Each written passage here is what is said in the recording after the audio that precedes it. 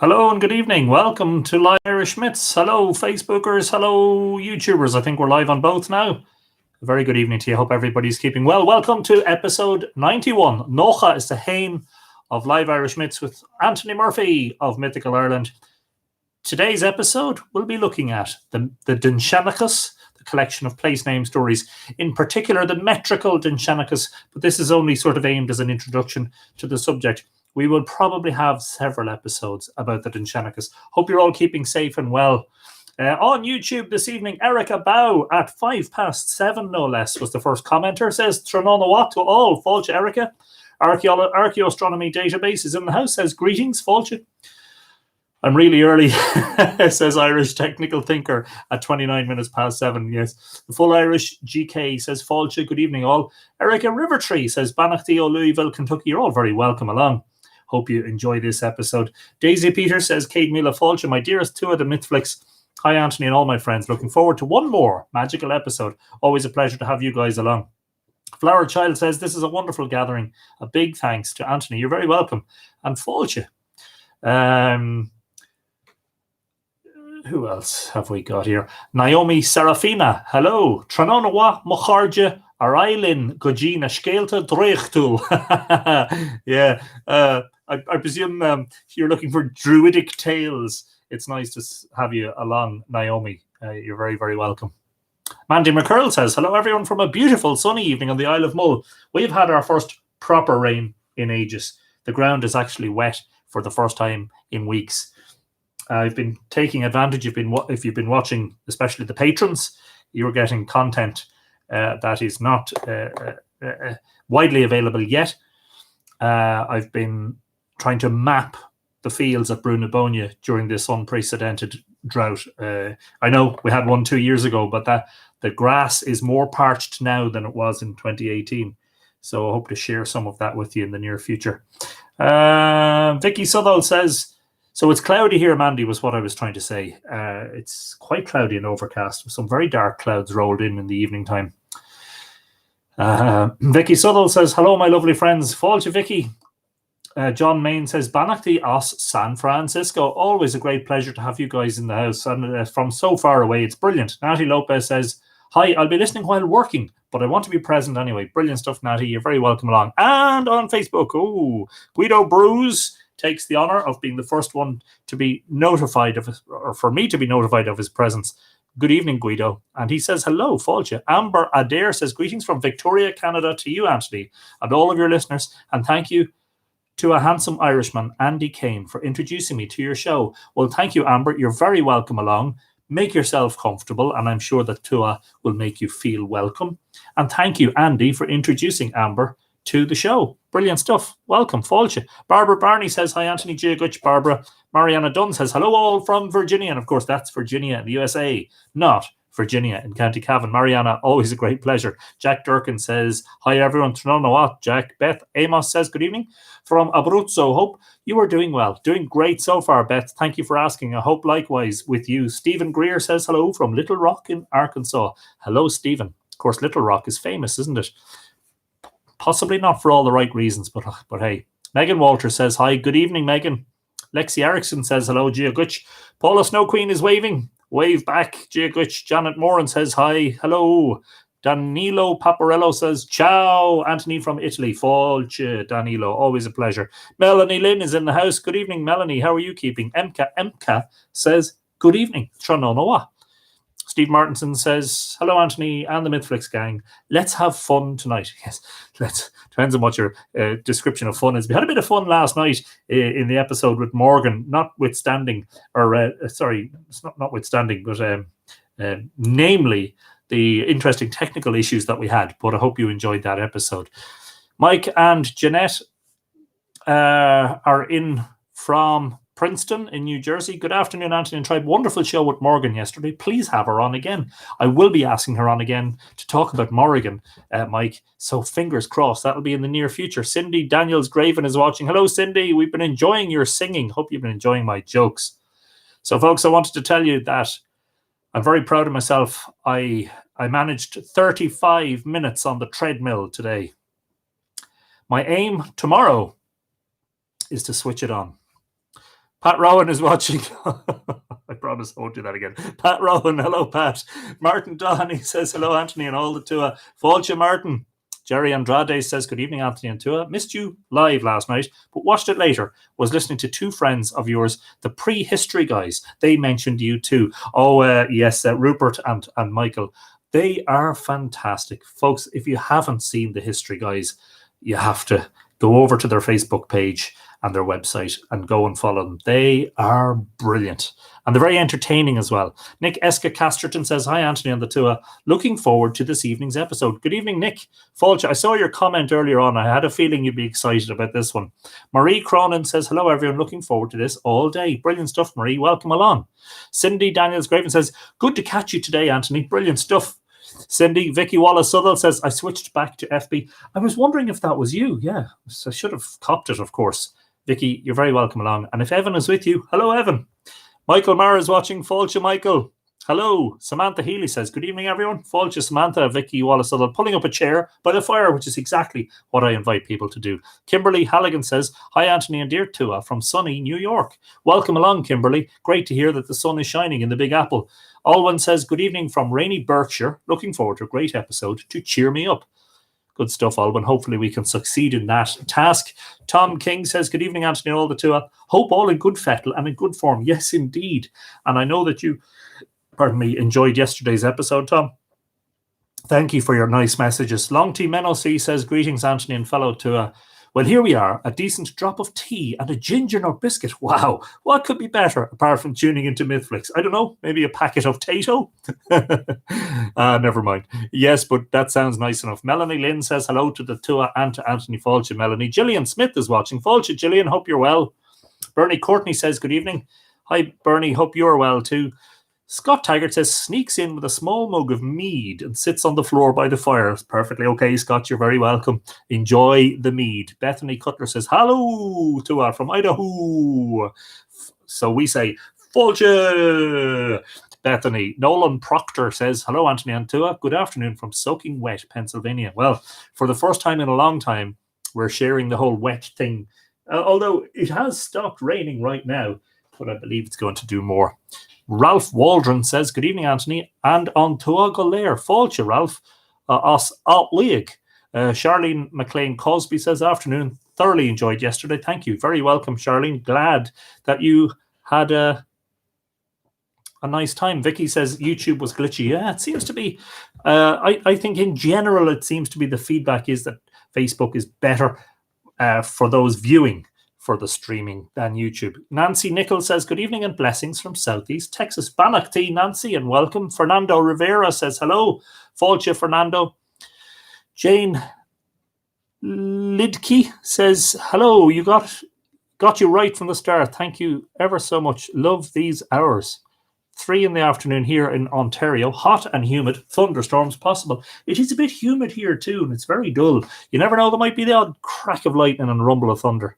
Gillian is saying good evening from North Wales. Indeed, Gillian, it's very, very nice to have you along. Sorry, somebody's texting. Do you know what?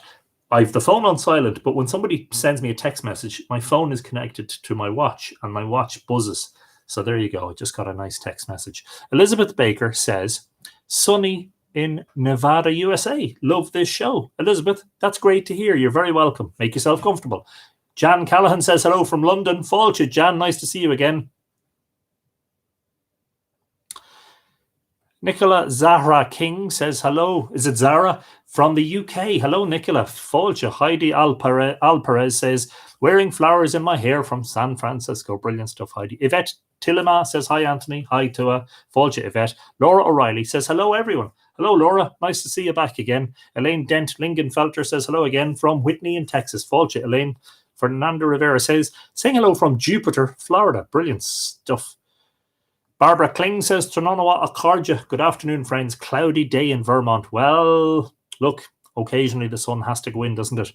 Barbara Murphy, another Murphy in the house, says hello to in from Tucson, Arizona. Beth Amos says, we're doing grand, thanks. Still self-isolating, but just got a very welcome Amazon delivery of treats. Brilliant. I hope those treats are books, by the way.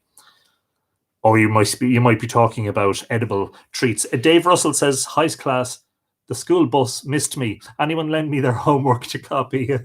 Yeah, go and watch the last 90 episodes and summarize each one in 50 words. That's impossible. Summarize each one in 500 words. Patricia McAteer is watching. Hello, Patricia. Jennifer Foley says, "Hello, everyone. Waiting for rainstorms in Michigan." Yes, we've had a little bit of rain here, Jennifer. Liz Pierce says, "Hello, really enjoyed last night. What's on the menu for tonight?" Tonight is about the Dindshenchas, which we will talk about momentarily. Anne McCallum says, "Hey, Anthony from Ontario. More great stuff today." I hope so, Anne. Welcome along. Yes.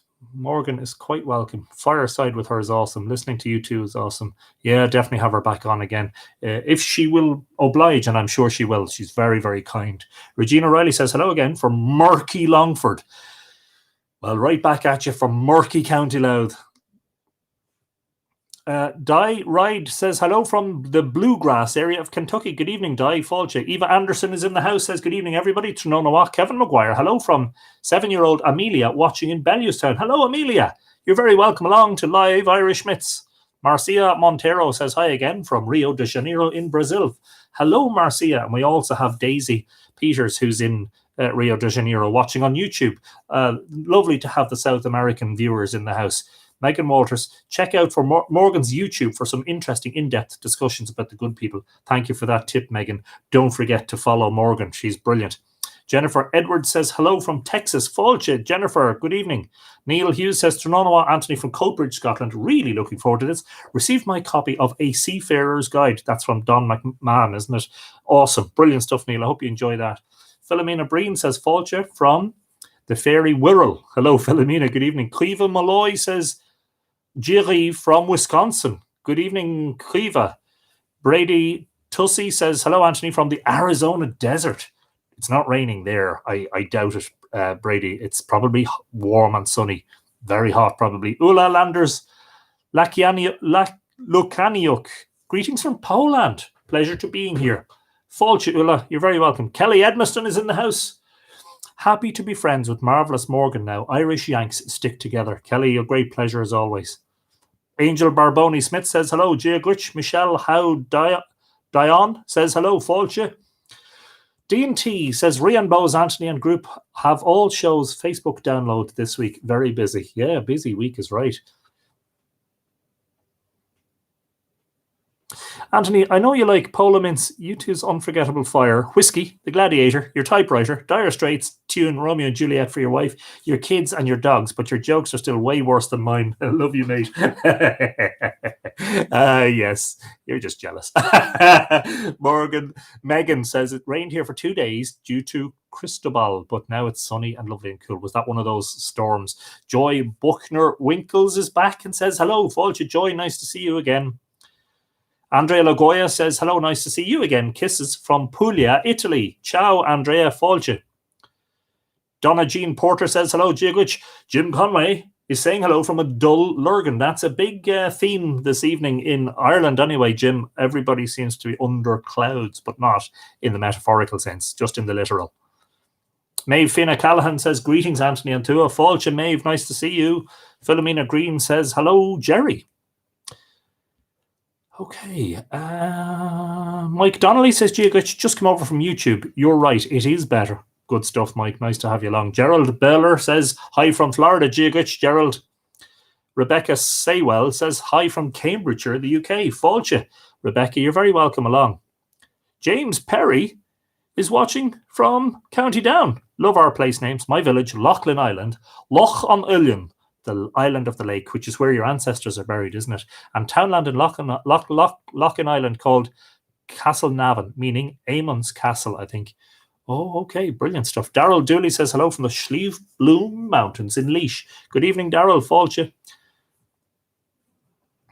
Fernando says he's having a pint of Murphy's while watching your very educational show. Brilliant. What an appropriate drink.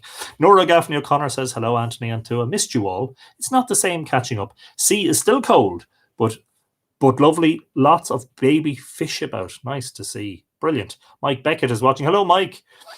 I hope you're keeping those engines running up and down, Patrick.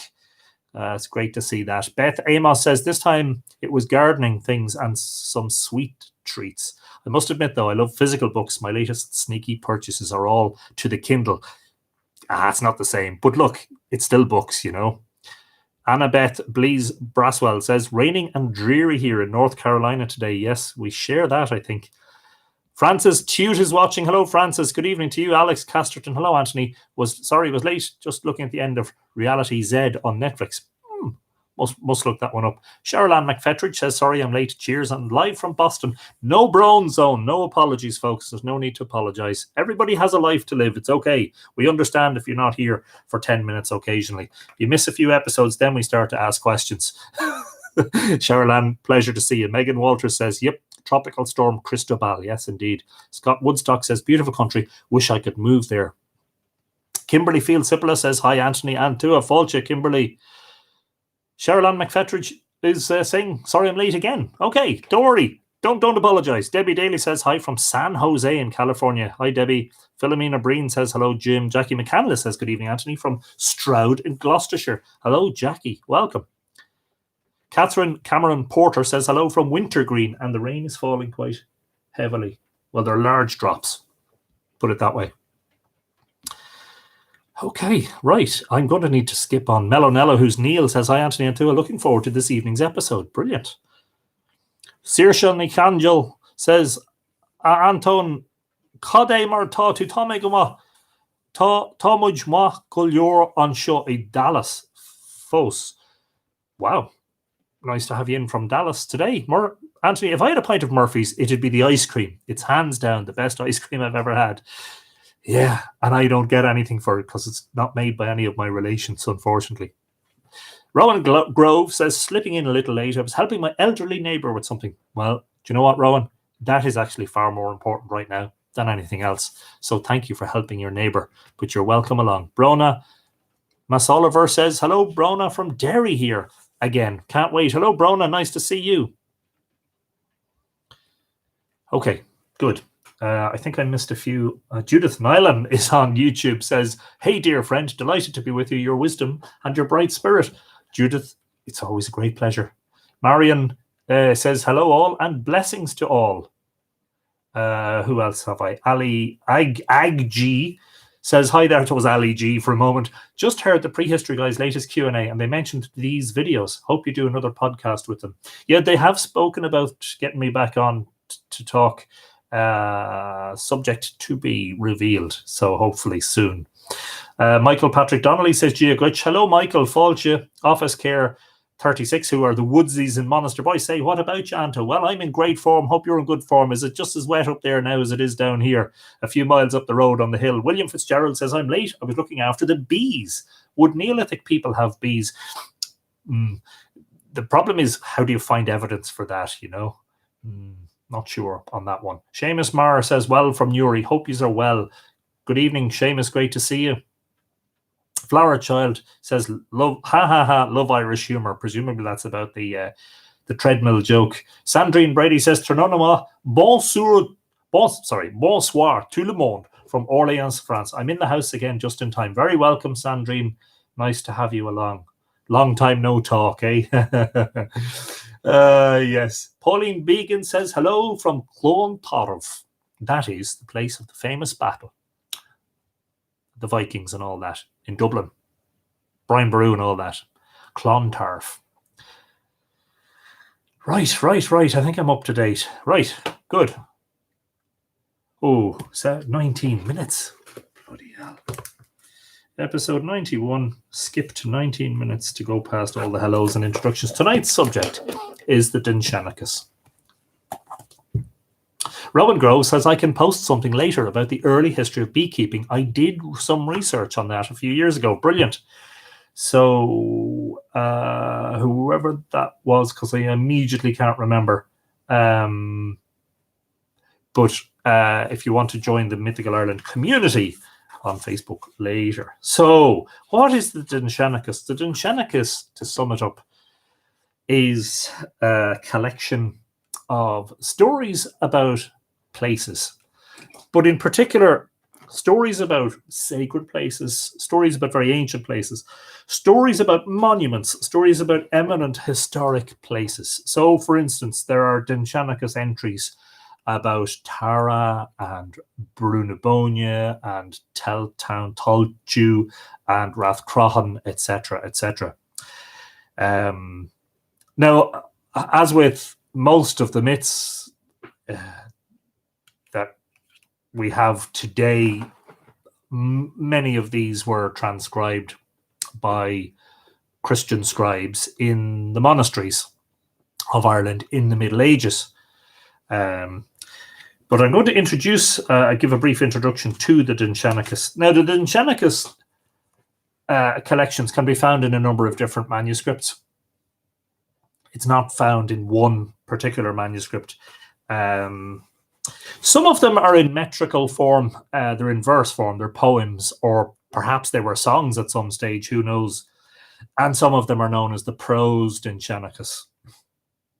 And Dindshenchas, really what that actually means is the lore of the eminent places, Shanachas and Dind. I'll read an introduction. So I actually have the entire metrical Dindshenchas collection in different volumes. They're not cheap to get so for instance, this is volume 1, and that's published by the School of Celtic Studies, Dublin Institute for Advanced Studies, originally published by the Royal Irish Academy as part of the Todd Lecture Series. The metrical Dindshenchas was translated and edited by Edward Gwynn in the early part of the 20th century. That's part 1. Parts 2 and 3 I have acquired as Forgotten Books replicas of the originals. Forgotten Books, if you go onto the website, I think it's forgottenbooks.com. If not, it's forgottenbooks.org. Hang on till I just check. Yes, forgottenbooks.com. And if you go on there, you can find their collections. So these are much cheaper, but the wonderful thing about what I call the facsimile reproductions is they are exact, like photocopies, but clean photocopies of Gwynn's original volumes, which means that you're getting exactly what was published in, when was this first published? 1906, except for you're getting it in a cheap hardback form, and they're actually very well produced. This is volume 3, which is quite substantial. Again, this is Forgotten Books, originally published in 1913, and you'll see from the table of contents, there are a lot of poems and a lot of different place names treated in volume 3. Volume 4, I think I've showed you these before, but volume 4 is the one that I haven't got a modern reprint of. I actually have an original Gwynn a Royal Irish Academy publication from 1924. Now, I don't reference this too much. I have all of these on PDF. They are all available to you to download for free on the internet.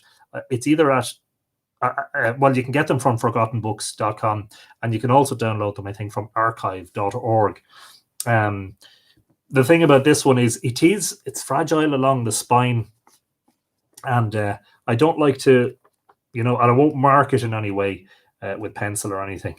And then volume 5, which is essentially notes and corrigenda or corrections, addenda, etc., etc., and a glossary.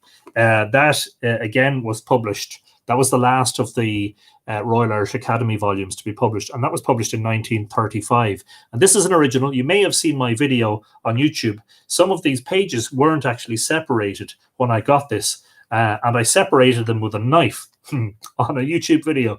A few people said, that the book has more value if you don't open the pages, if you leave them as it is, because some of the pages weren't cut at the time it was printed. So in other words, that this book, which was published in 1935, 65, 85, that's 85 years, isn't it? Has been sitting around on a few, probably on a few bookshelves for 85 years, and some of the pages have never been read. Now, I have to be honest, I don't mind too much if it has lost some value, because in fairness, the whole collection has a priceless value overall. And now I will be reading some of the poems, and I think we'll I did say I wanted to do an episode on Tara. Most of the first volume actually is concerned with Chower. There are 5 poems about Tara and 1 poem about Achel. So most of the first volume is Tara, and I think we will do a separate episode about the Dindshenchas of Tara. Anyway, to introduce, just to give you, this is Gwyn's introduction to the subject of the Dindshenchas and what they are. The Dindshenchas is a collection of legends connected with the origin of Irish place names. These legends have been handed down in 2 forms, prose and verse. Most of the prose versions have been published in volumes 15 and 16 of the Revue Celtique by Dr. Whitley Stokes, who has taken as his basis the copy contained in the Rennes manuscript, adding supplements from the Book of Lecan and the Book of Leinster. Now, the Rennes Dindshenchas is also available to download from the internet as a PDF, and I have it. It is my great pleasure to tell you that my own personal copy of Revue Celtique is on its way across the Atlantic. I ordered it a few weeks ago, and I know that with COVID-19, things are a little bit slow on the transatlantic postal traffic, and that's perfectly okay. I don't mind waiting. So in addition to that, perhaps I should wait until it's mentioned before mentioning, but anyway, it doesn't matter. I also have the Bodleian Dindshenchas, again, Whitley Stokes. We spoke about Stokes. We read the first two episodes of Tugal Brunja Dardurga, The Destruction of Dardurga's Hostel, were read from the Stokes translation, and the latter two a different translation. The Bodleian Dindshenchas is a copy of the Dindshenchas, or some verses of, sorry, is that verse? Some of its verse and some of its prose contained in the Bodleian Library in Oxford. And Whitley Stokes, I think we mentioned before, was an extraordinary scholar. I think by the time he had died, his total, am I right in saying this? The total output, published output by that great scholar ran to about 15,000 pages of material. And I thought Morgan Daimler was going well with 30 books. And she is, of course. And so the prose versions, as I say, were published in Revue Celtique by Whitley Stokes, who has taken as his basis the copy contained in the Rennes manuscript, adding supplements from the Book of Lecan and the Book of Leinster. In the 7th volume of the Todd Lecture series, I printed a few specimens of the metrical versions, and in the preface I expressed my intention of attempting a complete edition of the verse Dindshenchas. The present volume is the first installment of this undertaking. Now bear in mind, folks, this was published, the first volume, part 1, as it were. It was originally published in 1903, and volume 5 wasn't published till 1935. So in other words, he was 32 years working on this undertaking. I mean, that's a huge undertaking when you think about it. And the thing about it was that when you're dealing with early Irish manuscript material in Old and Middle Irish, you don't just translate. You don't just sit down and say, right, I'm going to translate this into English. A lot of times the words can be obscured. Manuscripts are worn and damaged. You've got all sorts of glosses. You've got all sorts of margin insertions by the monks. You'll find that midway through a manuscript, a different hand is suddenly used. In other words, a different scribe is sitting down. There's great difficulty with sometimes the running of words into each other. There's difficulty sometimes in that the lenition, and particularly the eclipsis, is lost in some cases. And it can be a very difficult task. When you, I understand after this episode, perhaps some of you will download the PDFs, you will see just how generous the notes are on every page. If you look at the bottom of each page, you'll see that there are notes explaining what each word is or what the interpretation of each word is. And then even after all of the first 4 volumes were completed, Gwyn went on to produce an extra volume, which, as I say, served as a sort of a summary, a glossary, and corrections to some of the earlier volumes. The present volume is the first instalment of this undertaking. Of the poems on Tara, the first 4 have already been twice edited, first in Petrie's essay on the antiquities of Tara Hill, that's George Petrie. The translations being apparently due to O'Donovan. John O'Donovan was another fabulous scholar. He would be most well known for the Ordnance Survey work in the 1830s, when he travelled the length and breadth of Ireland recording all the traditions of various townland names, parish names, place names, etc., etc. A huge, enormous volume of work. And if that wasn't enough, he also translated and edited the Annals of Ireland, also known as the Annals of the Four Masters, another prolific scholar to whom we owe a great debt of gratitude. Of course, all these people, Petrie and O'Donovan and Whitley Stokes and Edward Gwynn, have long since passed away. Secondly, by J. O'Byrne Crowe in Volume 2, Series 4 of the Kilkenny Archaeological Journal. And there is some very, very valuable mythological material in some of the early archaeological journals. It has been a tendency towards the latter part of the 20th century. I know, for instance, in the case of Louth Archaeological Society, originally the volumes were sort of half and half composed of stuff about myths and legends and folklore, and half about, archaeology and history.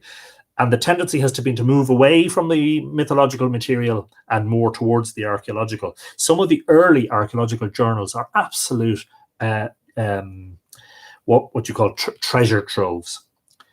Neither of these editions contains anything like a complete critical apparatus. The composition described as Chower V, was Tara 5, is so called for convenience, and because it is grouped in the manuscripts along with the Tara poems. It is really little more than a string of names. The poem on Achel has already been edited by O'Curry, that's Eugene O'Curry, in his lectures on the materials of Irish history.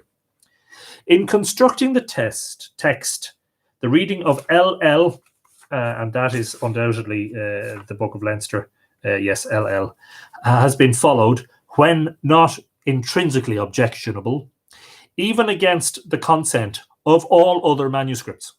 In passages where it is the sole authority, its text is reproduced without alteration, except at Achel 84. And of course, he's just referring here to part 1, which is the Tara poems and Achel. Collations of S3, and that's Royal Irish Academy Stowe Collection, B31, and V, which is the Royal Irish Academy Reeves Collection, 832. There's such a huge amount of manuscript material. It would be enough for the serious student of medieval Ireland and, of course, of the early Irish language to keep one busy for several lifetimes. And I mean that wholeheartedly, several lifetimes. As I say, it took Gwynn 32 years of his life to compile his 5 translations and edits of the metrical Dindshenchas. Collations S3 and V were originally included in the critical apparatus, but were subsequently discarded as superfluous, except for Chower 1, which is partly illegible in some copies, and Chower 5, which is not contained in the best manuscript, and in a few scattered cases. Mere varieties of spelling are not recorded, excepting in the case of place names. The symbol etc. denotes that different manuscripts have the same reading, differently spelled.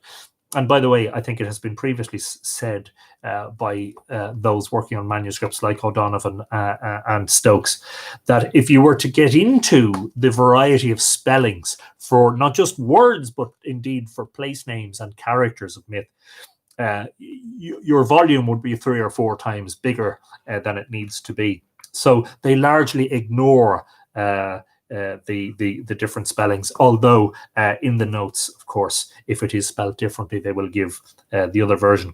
Contractions have been expanded without the use of italics, where there appears to be no possibility of error.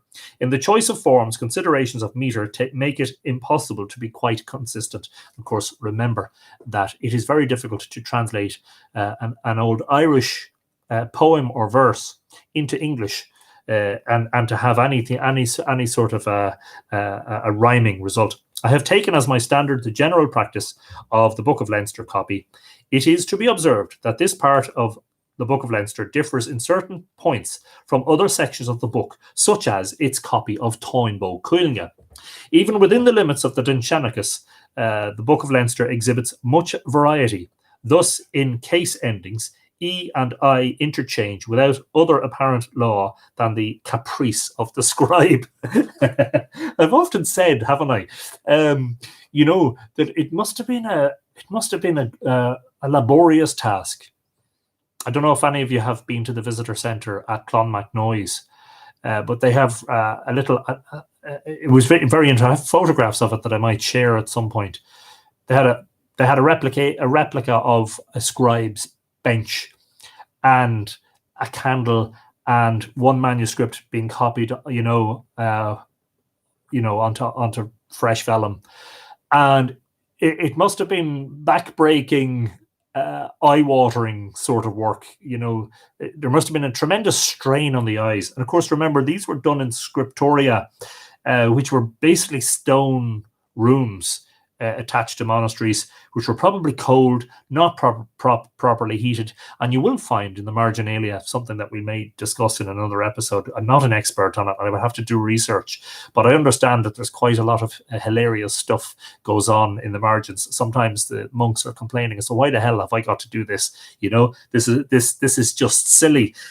This is punishment. Well, you can imagine. I don't know. Things are different in school these days, but I remember, it's not that long since I was in school. I'm not an old man or anything, but I remember transcribing large tracts from books was a thing when we were in school. School teacher would say, transcribe pages 54 and 55 of your English book or your history book or whatever, and your hand would be falling off you by the end, and this was in a well-lit classroom, etc. So far as I have observed, taking all genders together, E predominates in nom, gen, and dat sing, dative singular, while in the accusative singular and nominative plural, I is equally common. The difficulty of obtaining any general rule is increased by the uncertainty as to the gender of many nouns, and the tendency of nouns which in Old Irish are neuter to pass into the masculine or feminine. In marking aspirations, I've been guided by Pedersen's treatises, and he gives the sources there. In doubtful cases, I have followed the Book of Leinster where it is possible. As I hope someday to publish a complete glossary to the whole Dindshenchas, 32 years later, he finally did. I have not added one to the present volume, where the rendering given is more or less conjectural. My grounds are stated in the commentary. Questions as to the origin of the collection, the relation of the prose to the metrical versions, and the grouping of the manuscripts must be deferred for the present. On points of topography, I have relied on O'Donovan, and of course John O'Donovan, the aforementioned Ordnance Survey scholar, would have known, of course, from his own experience, a huge amount about place names. In the absence of any dictionary of geography, I have thought it useful to give copious references to printed works. Yes, indeed, always good. My thanks are due to Dr. Orr Atkinson for constant criticism and assistance, and to Mr. Georges Dotin, by whose kindness I've been able to procure a photograph of the Rennes copy of the Dindshenchas. And imagine now, folks, that you can order a modern facsimile reprint of that, or you can download a PDF of it from the internet. Aren't we very lucky to have these resources at hand? It was my intention this evening, you may have seen the graphic. The graphic featured the estuary of the River Boyne. And of course, the River Boyne is the most celebrated river in mythological terms, perhaps only being equaled to the Shannon by the Shannon. But the Shannon doesn't have Brunabonia on its banks and therefore perhaps doesn't get mentioned in mythology quite as much. So I'm going to actually read the verses about the Boyne, and they're called Boand, B-O-A-N-D. And you'll have seen some of those words on today's graphic. I know this will be back to front for the Facebookers, YouTubers. You'll be able to read this the right way around. So as with all these, Gwyn reproduced the Irish in the left-hand page and then the English translation on the right-hand page. And at the bottom, copious notes about words and interpretations, inflections, meanings, etc., etc., etc. So Dean T says, is it English? Oh my God. Well, it was Irish and it has been translated into English. So the two are side by side. So there are two poems, Boand 1 and Boand 2. And I propose to read both. I'll make occasional comments along the way as well.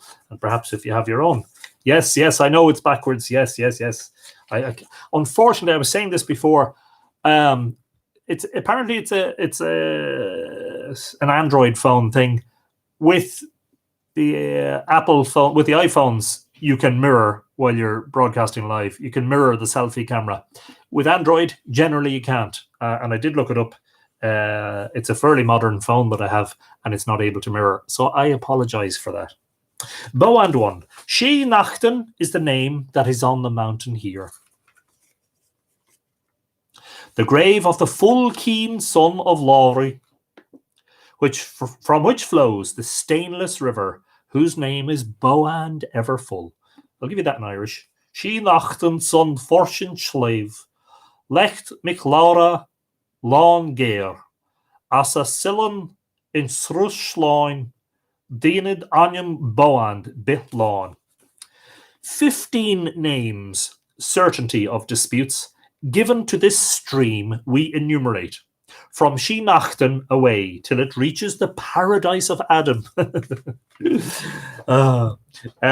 So just to put you in the picture, She Nachten is the name of the hill, very close to the village of Carbery in County Kildare. Pardon me. And Nachten, of course, is one of the early Tuatha Dé Danann deities, said to be the same as Elkmar. Elkmar, Nachten, and Nuadu are supposed to be apparently three representations of the same character. But on the southern slopes of that hill, She Nachten, is a well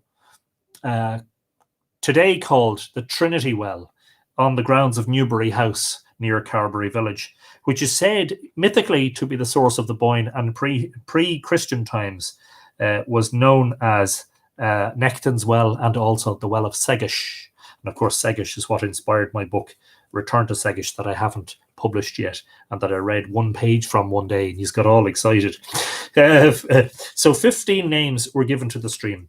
Segish was her name in the She, to be sung by thee in every land.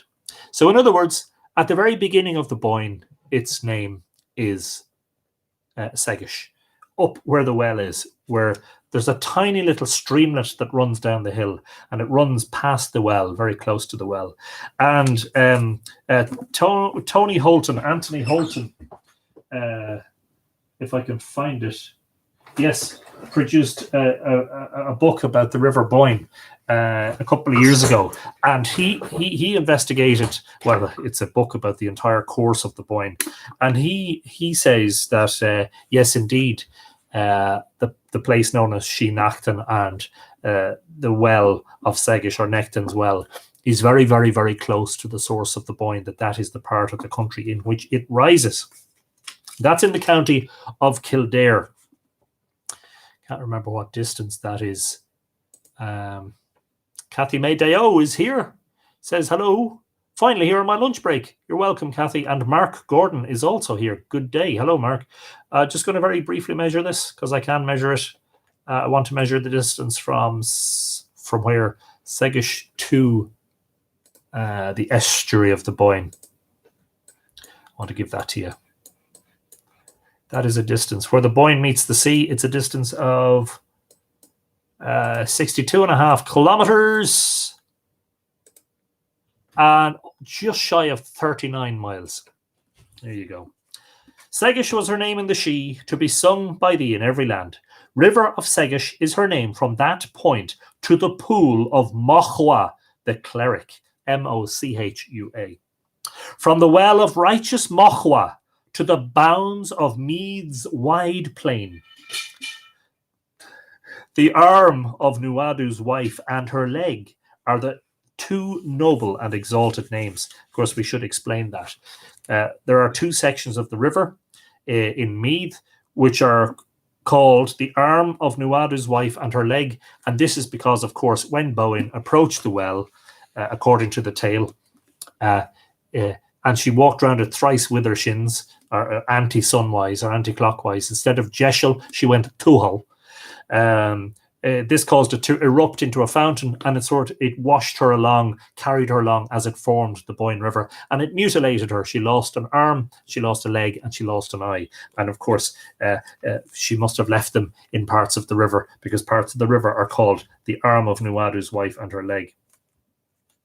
From the bounds of goodly Meath till she reaches the sea's green floor, she is called the Great Silver Yoke and the White Marrow of Phalamid.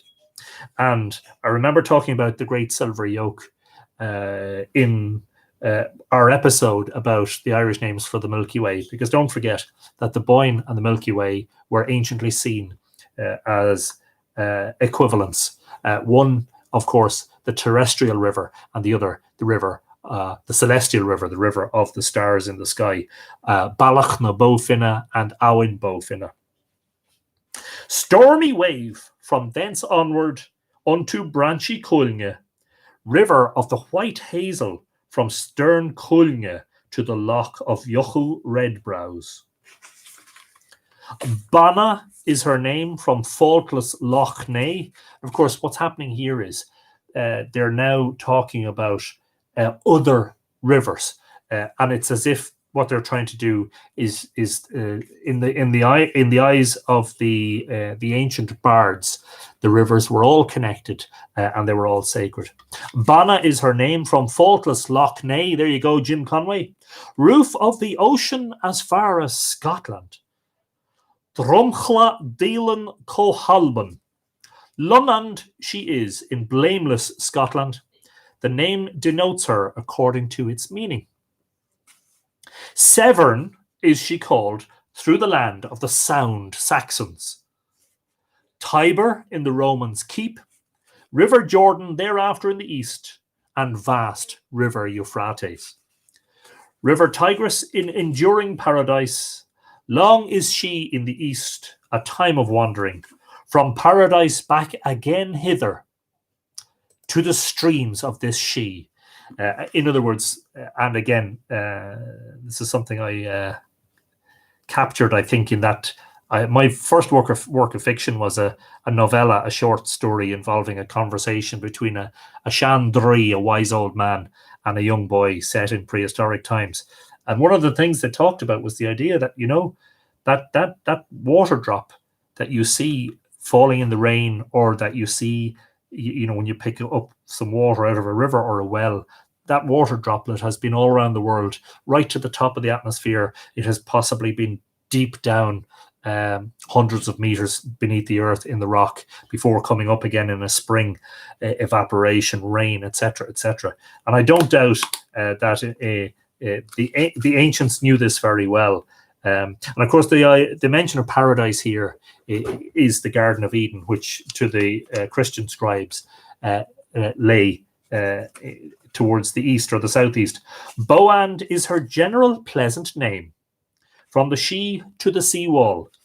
In other words, from the place where it rises on until it meets the sea, it's called Boand, or Boyne, anglicized to Boyne, Boyne. I remember the cause whence is named the water of the wife of Lawfrey's son. Nechten, son of bold Lawfrey, whose wife was Boand, I aver. A secret well there was in his stead, from which gushed forth every kind of mysterious evil. Now, you can be guaranteed that is an incursion by the scribe, that in no way would a well have been described as being evil in pre-Christian times, I don't think. There was none that would look to its bottom, but his two bright eyes would burst. If he should move to left or right, he would not come from it without blemish. Therefore, none of them dared approach it, save Nechten and his 3 cup-bearers. These are their names, famed for brilliant deed, Flesk and Lom and Loam. Now, what's interesting here, of course, is this is very much setting up the Well of Segish, or Nectan's Well, as a male-only domain. A domain that is dominated by males. Only these 4 blessed males, Nectan, who's a sort of a king, and his 3 cupbearers are allowed to approach it, nobody else. Julianne Osborne is watching. Fault you, Julianne. Was the reference of Yochu with the red eyebrows in relation to Loch Ness? Jim wants to know.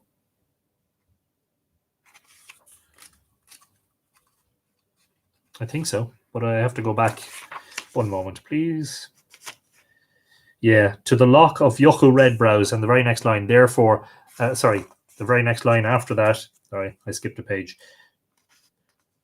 To the lock of Yochu red brows, Banna is her name from faultless Loch Ness, so I assume so, yes. Hither came on a day white Boand. Boand born, it says here. Her noble pride uplifted her. Probable Christian incursion again. To the never-failing well, to make trial of its power. Of course, we read this before in our episode about Boand. As thrice she walked round about the well heedlessly, 3 waves burst from it, whence came the death of Boand. They came each wave of them against a limb. It's a very unusual translation. Rosiacht koch tund jiv riachuch. They came each wave of them against a limb. They disfigured the soft blooming woman. Mna mla buik. A wave against her foot, a wave against her perfect eye. The 3rd wave shatters one hand. Movanwe is here. Falchin Movanwe. She rushed to the sea. It was better for her to escape her blemish, so that none might see her mutilation. On herself fell her reproach. Every way the woman went, the cold white water followed. From the she to the sea, not weak it was. On sheed kofarigi nach fond. So that thence it is called Boand. Boand, from the bosom of our mighty riverbank, was mother of the great and goodly Angus, that's Angus of Newgrange. The son she bore to the Dagda, bright honour, in spite of the man of this she. In other words, the man of the she was Elkmar, and she was committing adultery because she was married to Elkmar. But Dagda tapped him on the shoulder and said, go on away there to the Midlands and do a little errand for me. And while he was away, the evil deed was done. Or Boand, of course, as with almost every Dindshenchas poem, there's almost always a separate or secondary explanation for a place name. Or Boand is bow and finned, from the meeting of the 2 royal streams, the water from bright Shleagura and the river of the Sheeds here. Dabilla, the name of the faithful dog, who belonged to the wife of Nectan, great and noble, the lapdog of Boand the famous, which went after her when she perished. The sea current swept it away as far as the stony crags, and they made 2 portions of it, so that they were named therefrom, and that is, of course, mentioned in the Baltray episode and in the Bowen episode, the rocks of the island of Rockabill, Knuk Dabilla, the stone of Dabilla, the lapdog of Bowen. They stand to the east of Broadbrae, the 2 stones in the blue waters of the loch. Knuk Dabilla is so called from that day to this, from the little dog of the she. Don't forget too, that's the end of poem 1.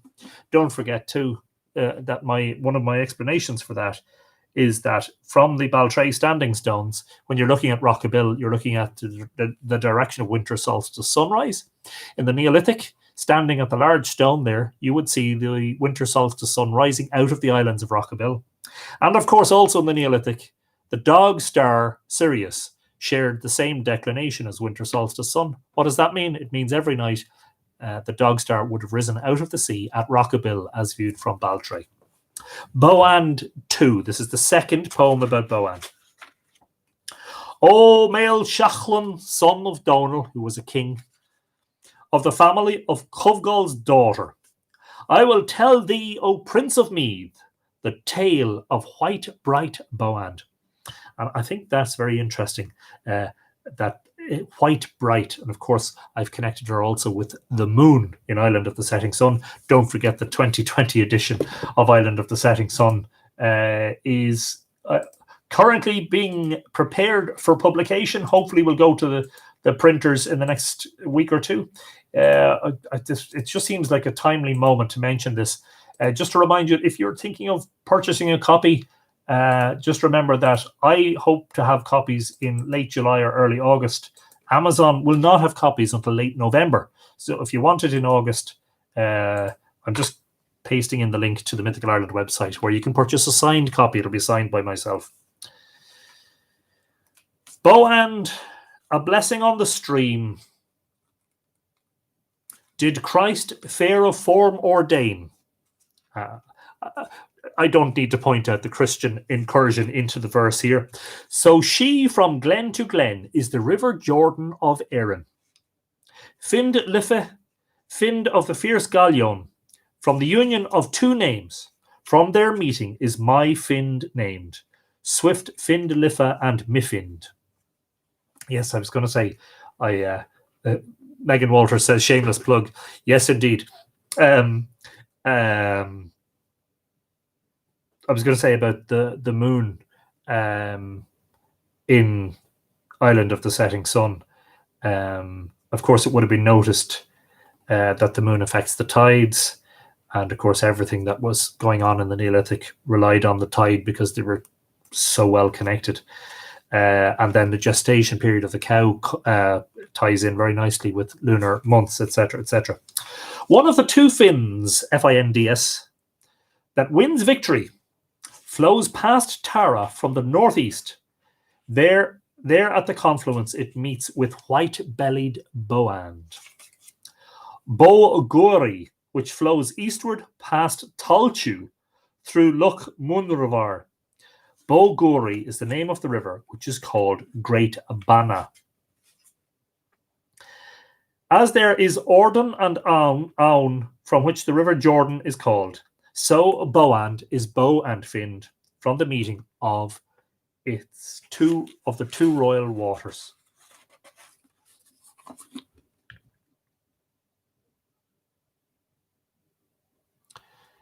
D&T says, I want that signature as well, Anthony. Yes, indeed, no problem.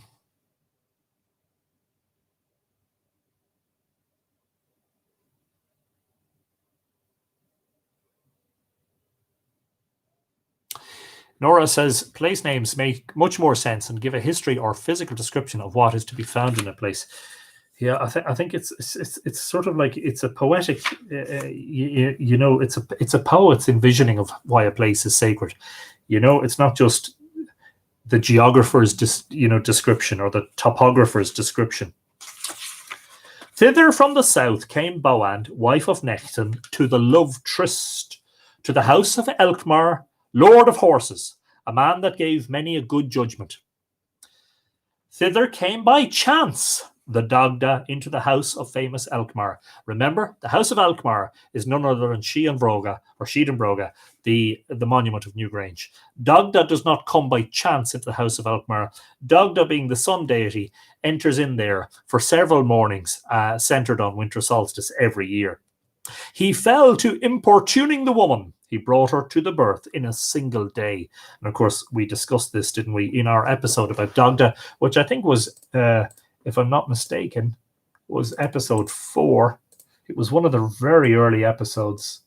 I'll just find out for you now. Yes, episode 4. I'll paste in the link to where you can see all of the episodes on YouTube and on Facebook. That's coming up as a comment there now in a moment. Richard Moore is watching. Hello, Richard. Fáilte. So basically, Dagda came to Newgrange, the house of Elkmar, and made love with Bowen and brought her to the birth in a single day. That was the magic that was carried out. Elkmar would think that he was only away for a day when in fact he was away for 9 months. It was then they made the sun stand still to the end of 9 months. Strange the tale, warming the noble ether in the roof of the perfect firmament. They made the sun stand still, which I think is very important because that is basically a poetic way, and it's not even disguised very well.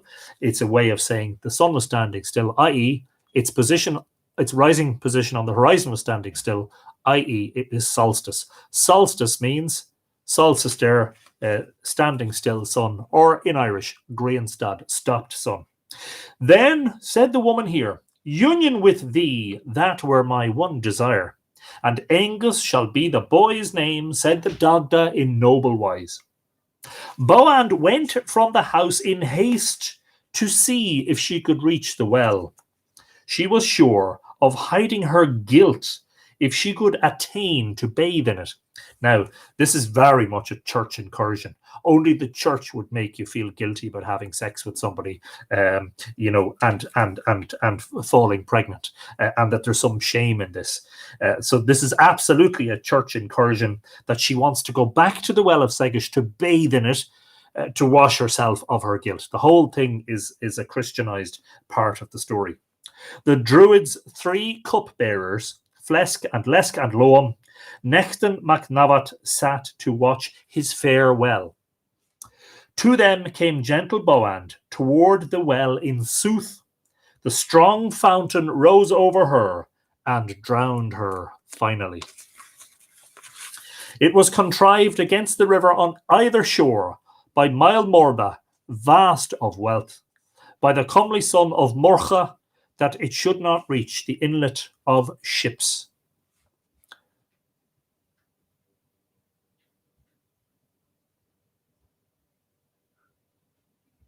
Interesting. Invernam na Mark.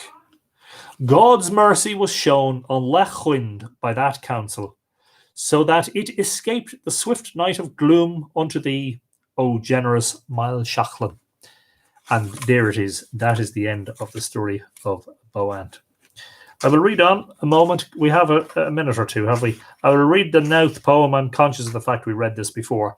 There are several episodes to come of Dindshenchas poems, and we will pick out some of those relating to the better known places. And perhaps if you have a couple of requests, you could send those. Again, don't be afraid to go and hunt down the PDF, the freely available PDF. I think pretty sure these are all out of copyright. The PDF copies which are available, don't forget to download those, and you can look through them yourself and maybe enjoy them. But if there's one or two places that you want to hear more about that are in the Dindshenchas, please do feel free to nominate them. Pardon me.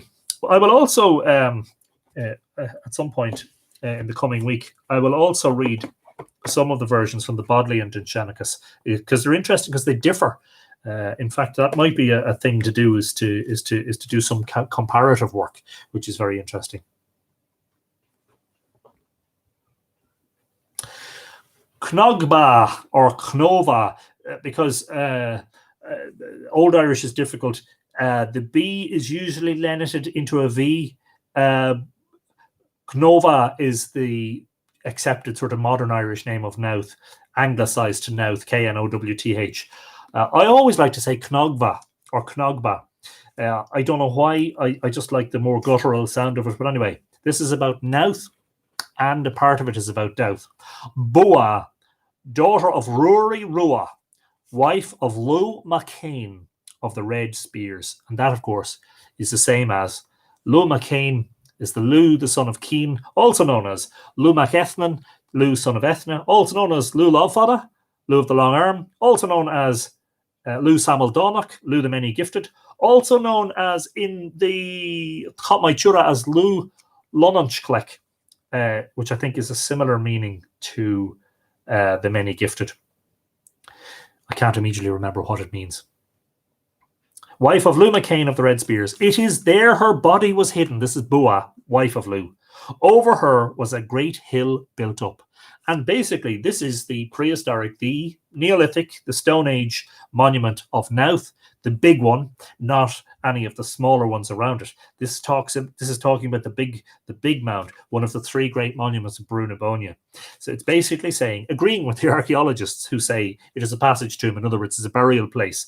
The Dindshenchas says that Bua who was wife of the Tuatha luminary Lu, was buried there, and over her was a great hill built up. A hill had Bua in the midst of Bregia, or Breya, which is the plain of Bregh, B-R-E-G-H, where the noble woman was laid. In that spot yonder, the name of that hill is Knova.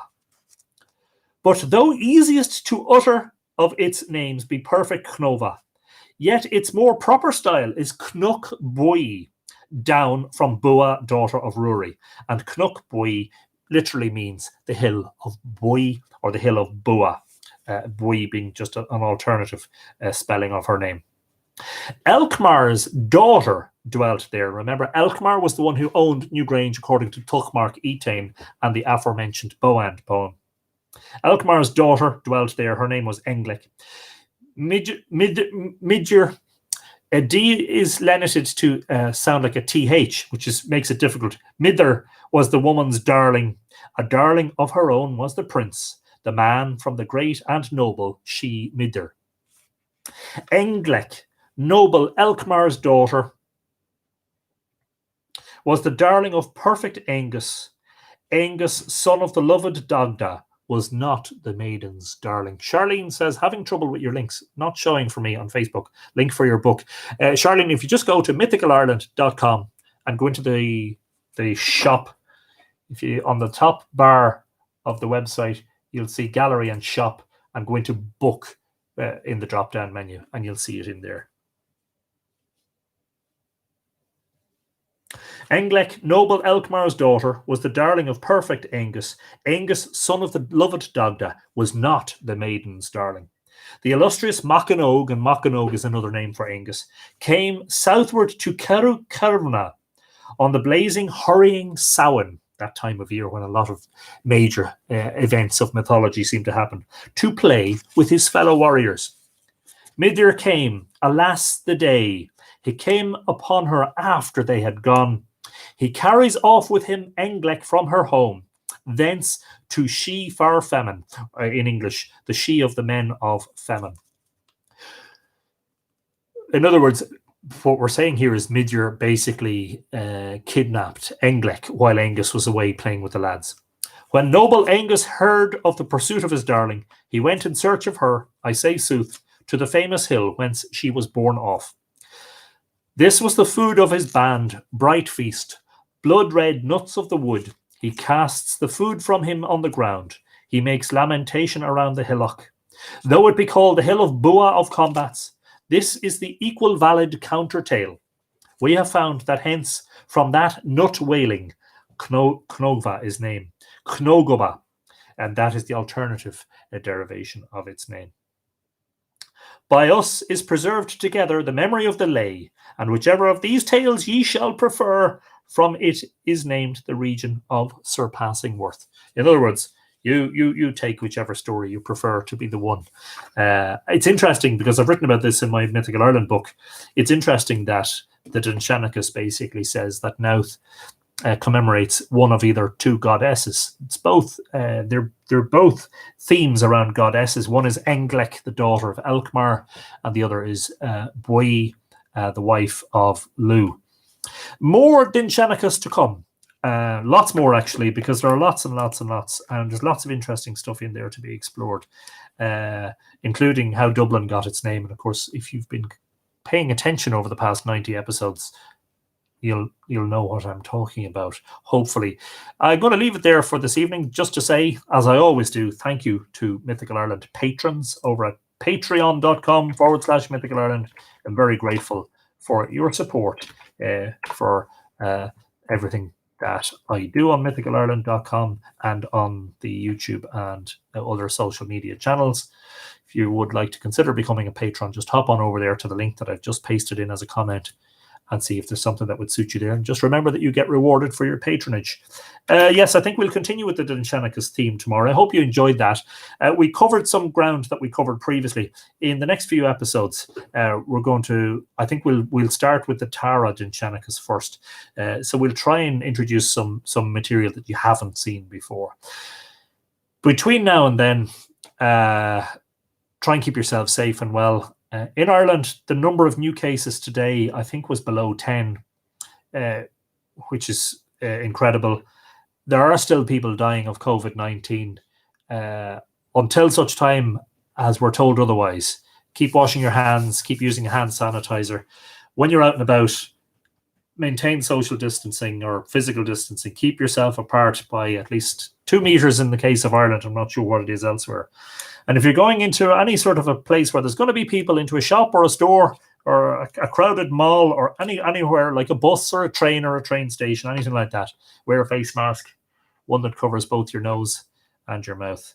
Margaret Ring, who's my co-admin on the Mythical Ireland community, said apologies that she's not able to attend tonight. Margaret, we missed you tonight, but hopefully you'll be back again tomorrow evening. In the meantime, don't forget that you can get in touch via the Mythical Ireland website at mythicalireland.com. If you're trying to get in touch with me, the very best way is to send me an email through the contact form on the website. A lot of people have been trying to contact me through my personal Facebook account. If you're not friends with me, I likely won't see that attempt to contact me. And in any case, I'd prefer to try and direct things towards the website because I do sort of deal with my emails on a constant basis. I have to check in on them 3 or 4 times every day to try and keep on top of it. In the meantime, you've been lovely. Imagine 91 episodes since the 12th of March without any break. Join us again tomorrow. We'll do more Dindshenchas. And before too long, we'll hopefully have Morgan Daimler back in the house. And we will talk about Morrigan, which should be a fantastic episode. In the meantime, as I always say, Kolosov, sound sleep, except for if you're in the United States or Alaska or in Australia, where it's still morning or the middle of the day. Probably best not to fall asleep right now.